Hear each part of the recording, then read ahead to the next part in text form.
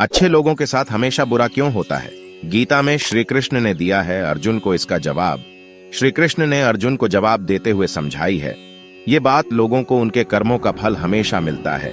गीता सार। आपने महसूस किया होगा कि जो लोग अच्छे कर्म करते हैं वो परेशान रहते हैं, वहीं जो बुरे कर्म करते हैं वो खुशी से रह रहे होते हैं।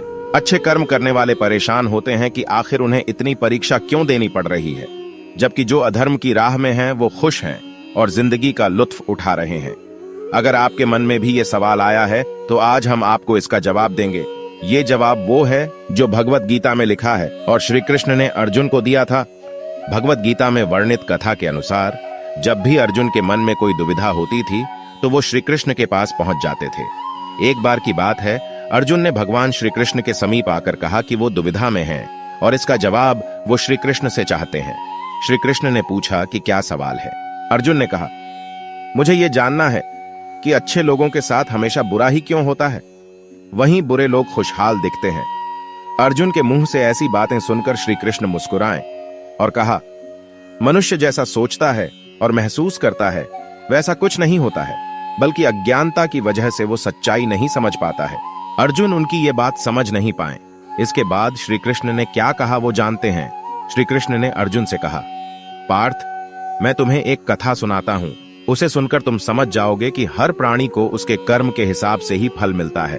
प्रकृति हर किसी को अपनी राह चुनने का मौका देती है।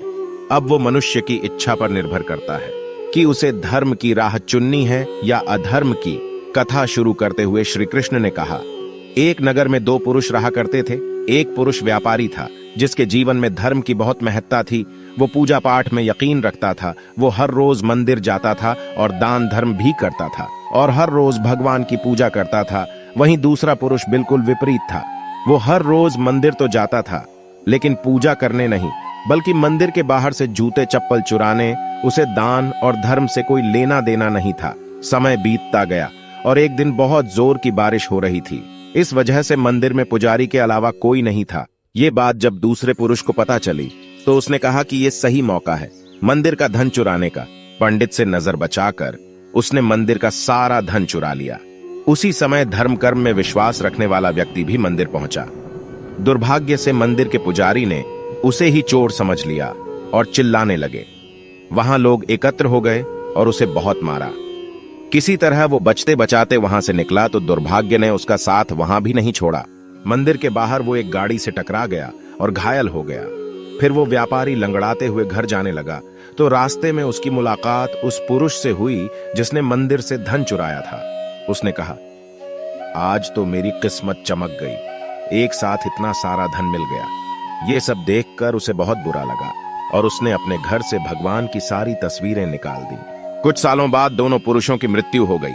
मरने के बाद जब दोनों यमराज की सभा में पहुंचे और भले पुरुष ने दूसरे व्यक्ति को देखा तो उसे बहुत गुस्सा आया।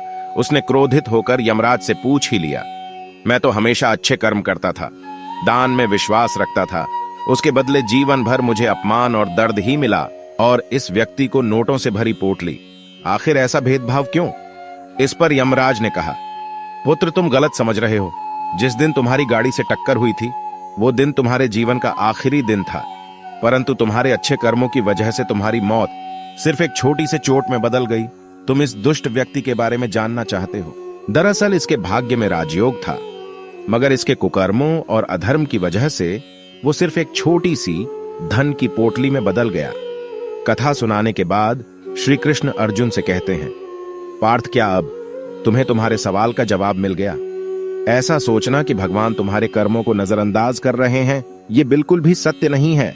भगवान हमें कब क्या किस रूप में दे रहा है मनुष्य को समझ में नहीं आता है, मगर आप अच्छे कर्म करते रहें तो भगवान की कृपा हमेशा बनी रहती है। इसलिए अपने अच्छे कर्मों को बदलना नहीं चाहिए, क्योंकि उसका फल हमें इसी जीवन में मिलता है।